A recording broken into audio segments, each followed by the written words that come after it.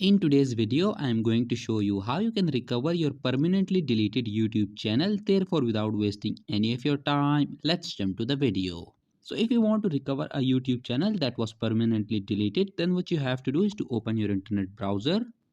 In the search bar, type youtube.com/support. Click on search. Now click on these three horizontal lines at the top left corner of your screens. Scroll down and click on submit feedback. Click on next. Now in this box, you need to state the issue that you are facing. You have to provide all the details why you deleted your YouTube channel and why do you want to recover it now. Once you have provided the details, click on this option that says we may email you for more information. And then all you have to do is to click on the send option. And once you click on send, within the next 24 hours, you'll receive a response from Team YouTube. And after that, your deleted YouTube channel will be recovered. So that was it for this video, and I'll see you guys in the next one. Peace out.